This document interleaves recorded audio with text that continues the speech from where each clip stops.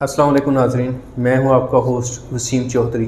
नाज़रीन, जैसा कि आपको पता है कि हमारे अक्सर प्रोग्राम जो हैं वो हेल्थ से रिलेटेड होते हैं और हम कोशिश करते हैं कि कोई ना कोई कंसल्टेंट किसी भी डिज़ीज़ के जो हम उनको साथ लें, उनसे कोई डिस्कशन करें ताकि आपको हेल्थ के हवाले से कोई अवेयरनेस हो सके।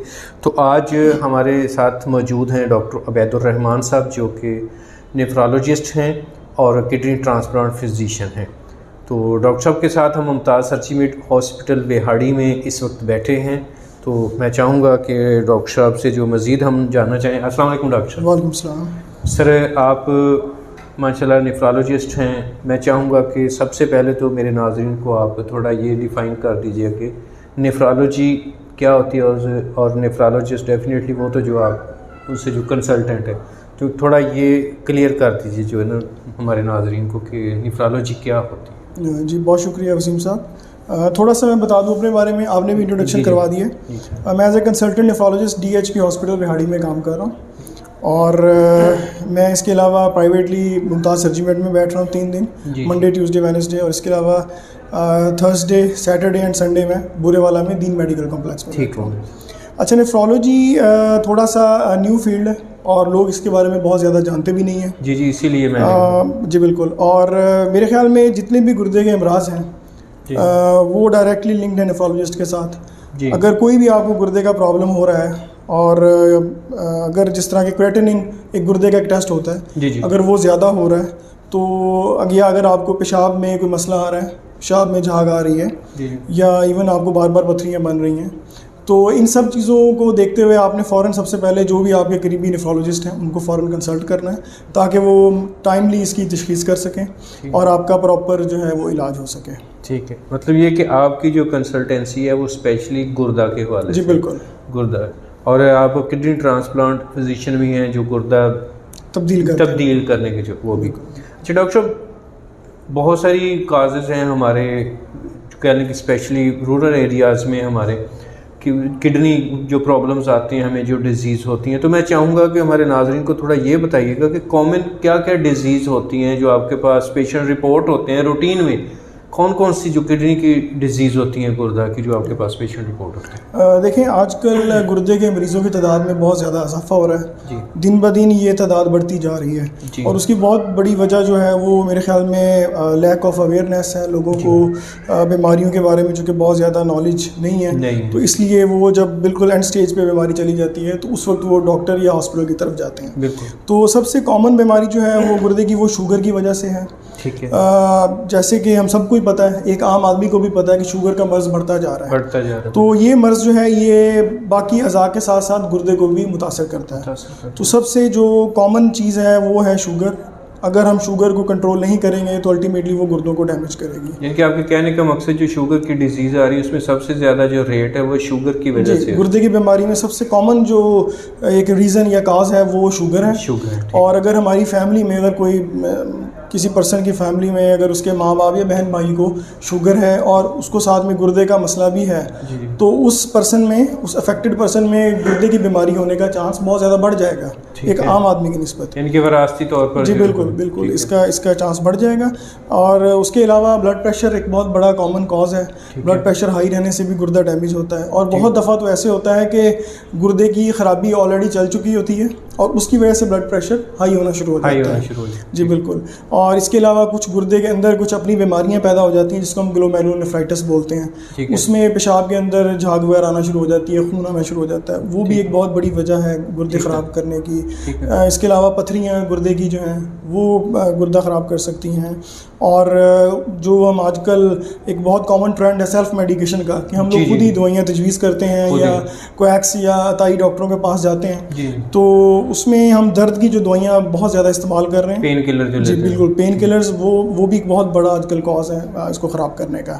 ठीक है। तो इसके अलावा भी और बहुत सारी कंडीशंस हैं, जिस तरह प्रेगनेंसी से रिलेटेड बहुत सारी गुर्दे की बीमारियां हैं, या अगर कोई और अज़ा आपके ख़राब हो रहे हैं जिस तरह दिल है या इवन गुर्दा जिगर है, उसके साथ भी गुर्दा ख़राब हो सकता है। इन्फेक्शन के साथ, पानी की कमी के साथ, जिस तरह मोशन हो जाते हैं अक्सर, लूज मोशन, वॉमिटिंग, उसके साथ भी गुर्दा डैमेज हो सकता है।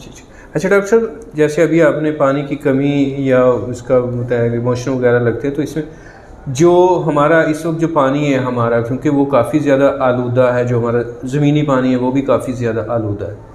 तो मैं चाहूँगा कि थोड़ा मेरे नाज़रीन को ये बताइए कि पानी हमें किस तरीके से, जो पानी की वजह से भी हमारे गुर्दे की जो प्रॉब्लम आजकल काफ़ी ज़्यादा चल रहा है, तो थोड़ा उसको पानी किस तरह से एहतियात से यूज़ करना चाहिए और डेली तकरीबन कितना पानी यूज़ करना चाहिए जो एक एहतियातन के हम बच सकें इस।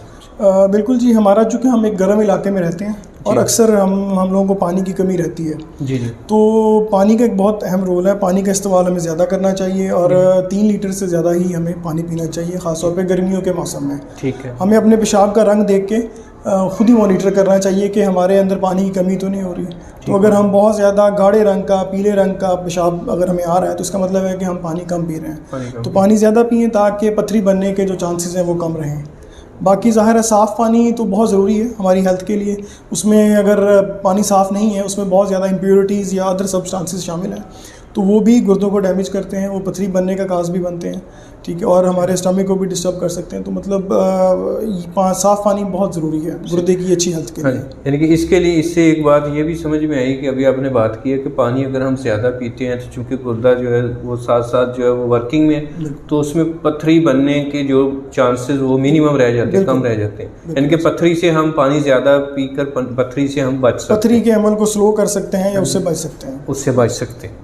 अच्छा डॉक्टर साहब, मोस्टली हमारे होता है कि स्पेशली रूरल एरियाज़ में कि हमारे एक दफ़ा कोई तकलीफ़ हुई है, हमें ये नहीं पता चलता कि ये क्या दर्द हो रहा है, क्या तकलीफ़ हो रही है। कोई पेशेंट कहता है इस जगह हो रही है, इस जगह हो रही, तो इसकी कॉमन जो सिम्टम्स क्या होती हैं, क्या इसकी निशानियां होती हैं कि ये गुर्दे की तकलीफ़ है। और सेकेंडली मैं ये चाहूँगा कि जब ये किसी के सामने इसकी अलामत आती हैं, सिम्टम्स आती हैं, तो फिर उस वक्त पेशेंट को फौरी तौर पर क्या आगे डिसीजन लेना चाहिए? हमारे पास बहुत दफ़ा ऐसे पेशेंट्स आते हैं जिनको के कमर में दर्द हो रहा होता है और वो इसको गुर्दे के दर्द से रिलेट कर रहे होते हैं। ठीक है। तो उसमें से मेजॉरिटी को तो किडनी पेन होता ही नहीं है। अच्छा। वो उनका मस्कुलर पेन होता है या उनके मैदे से रिलेटेड होता है या उनके जो रीढ़ की हड्डी है स्पाइन उससे रिलेटेड होता है। ठीक है। लेकिन अगर किसी को वाकई में गुर्दे का दर्द है, रीनल कॉलिक जिसको हम बोलते हैं, तो उसमें साथ में एसोसिएटेड सिम्टम्स भी मोस्ट ऑफ द टाइम हमें मिल जाती हैं। उससे जो दूसरी अलामात है वो भी आ रही होती है। मसलन उसमें उनको पेशाब का मसला आ रहा होगा, पेशाब बार बार आ रहा होगा, पेशाब जल के आ रहा होगा, पेशाब करते हुए वो दर्द फील कर रहे होंगे। साथ में ऐसे मरीज़ों को जिनको के गुर्दे का दर्द हो रहा होता है उसमें भी उनको उल्टी या कै आ रही होती है साथ में। तो ये कुछ सात अलामात होती हैं जो कि हमें हेल्प करती हैं कि ये दर्द गुर्दे से रिलेटेड है या इसकी कोई और वजह है। इनके ये पेशेंट घर में भी या जो उसके घर वाले हैं वो मॉनिटर कर सकते हैं, इससे को थोड़ा अंदाज़ा कर सकते हैं कि ये। जी बिल्कुल कर सकते हैं। तो जब ये पेन फील होती है तो फिर उसके बाद लोग कहीं से कोई ऐसे को ले ली, कोई पेन किलर ले ली, कोई खाली किसी क्वैक के पास चले गए। आपको पता है कि हमारे लोग जो अनट्रेंड लोग बैठे हैं, जो प्रैक्टिस करते हैं देहातों में बैठ के करते हैं, तो जैसे आपने बताया कि पेन किलर नुकसान करती हैं, तो फिर उसमें क्या डायरेक्शन आप देना चाहेंगे हमारे उस पेशेंट को कि उनके पास उनको फौरी तौर पर जाना चाहिए, वो पेन किलर लेना चाहिए जिनसे मज़ीद गुर्दा का नुकसान होता है, या स्पेशल जो कंसल्टेंट के पास उनको? देखिए उसमें उनको डेफिनेटली अपने जो गुर्दे का स्पेशलिस्ट है उसके पास ही जाना चाहिए। वो क्या करेंगे कि वो अल्ट्रासाउंड करेंगे और अल्ट्रासाउंड में वो देखेंगे कि कोई पथरी वगैरह या कोई स्टोन तो नहीं है, और साथ ही पेशाब का टेस्ट करवाएंगे या गुर्दे का टेस्ट भी साथ में करवाएंगे। तो अगर तो गुर्दे का टेस्ट नॉर्मल आ रहा है, ठीक है, तो फिर वो जो भी टेस्ट में जो कुछ भी उनको नज़र आएगा उसके हिसाब से वो इलाज करेंगे। अगर गुर्दा ठीक है तो फिर तो दर्द की दवाइयाँ देने में हर्ज नहीं है। अगर गुर्दे का टेस्ट ख़राब है तो फिर वो वाली दवाइयाँ मुतजवीज़ करेंगे दर्द के लिए जो कि गुर्दे में सेफ़ होती हैं। अगर पेशाब में इन्फेक्शन है तो उसको ट्रीट करेंगे, और बाकी अगर पथरी है, अगर साइज़ उसका बड़ा है तो फिर उसके अकॉर्डिंगली वो ट्रीटमेंट प्लान करेंगे। तो इसलिए सबसे इम्पॉर्टेंट चीज़ यही है कि आप जो गुर्दे का स्पेशलिस्ट है उसको फ़ौरन उसके साथ रब्ते में आएँ और प्रॉपर तशख़ीस करवाएं ताकि उसका बेहतर तौर पे इलाज किया जा सके। अच्छा डॉक्टर साहब, आपने बता दिया कि मुमताज़ सर्जिमेंट में भी आप बेहाड़ी में बैठते हैं, इसके अलावा बूरे वाला में आप बैठते हैं जी। तो क्या क्या सहूलियात हैं जो आप DHQ हॉस्पिटल में तो हैं ही हेड ऑफ डिपार्टमेंट जो है, तो यहाँ पर आप लोग आपके पास क्या क्या सहूलियात हैं जिससे जो पेशेंट, क्योंकि एक रूटीन में जो हमारे जहन में होता है, जो लोग समझते हैं किसी जगह भी जाना है तो प्रॉपर जो एक ट्रीटमेंट नहीं होता या प्रॉपर जो फैसिलिटीज़ नहीं होती, तो मैं चाहूँगा ज़रा मेरे नाज़रीन को थोड़ा ये भी बता दीजिए कि आपके पास यहाँ पर ये बूरे वाला में कोई पेशेंट आता है तो क्या क्या सहूलियात आपके पास हैं? जी बिल्कुल, यहाँ पे एक तो कंसल्टेशन दे रहा हूँ मैं नेफ्रोलॉजी की। जी जी, ठीक है। इसके अलावा यहाँ पे जो एक अहम चीज़ वो ये है कि हम यहाँ पे डायलिसिस की फैसिलिटी दे रहे हैं मुमताज़ सर्जिमट में। ठीक है। लोगों के हम जिसको आम जुबान में गुर्दे वाश करना कहते हैं, गुर्दे वाश करना, तो वो हम कर रहे हैं और वो सेहत कार्ड पे हम कर रहे हैं। तो गरीब मरीज़ों के लिए एक बहुत बड़ी सहूलत है कि इसमें हम मरीज़ से चार्ज नहीं करते, हम मरीज़ का फ्री डायलिसिस करते हैं। और चूँकि मेरी भी मौजूदगी होती है यहाँ पे, तो ज़ाहिर है उनको बेहतर डायलिसिस की सहूलियात यहाँ पे हम दे पा रहे हैं। बिल्कुल सही बात है। तो डॉक्टर साहब, अभी आपने बहुत सारी जो इसकी जो कॉमन जो इसकी वजूहात बताई हैं या डिजीज़ बताई हैं, तो उस पर इंशाल्लाह हम स्पेशल जो डिस्कशन करेंगे। बिल्कुल। तो मैं चाहूँगा कि आज इसके हवाले से मेरे नाज़रीन को कोई स्पेशल आप क्या पैगाम देना चाहेंगे एज ए नेफ्रोलॉजिस्ट? तो नेक्स्ट फिर हम करेंगे जो उसको पार्ट वाइज उसको डिस्कस करेंगे अपने नाज़रीन के अवेयरनेस के लिए। नाज़रीन, इंशाल्लाह जो हमारा शुगर की वजह से डॉक्टर साहब ने बताया है, जो किडनी स्टोन की वजह से बताया है, जो भी वजूहात हैं और उनकी रिकवरी के लिए क्या किया जा सकता है, उनसे उनका इलाज क्या है या उनसे एहतियात क्या है, वो सारा कुछ पूछेंगे।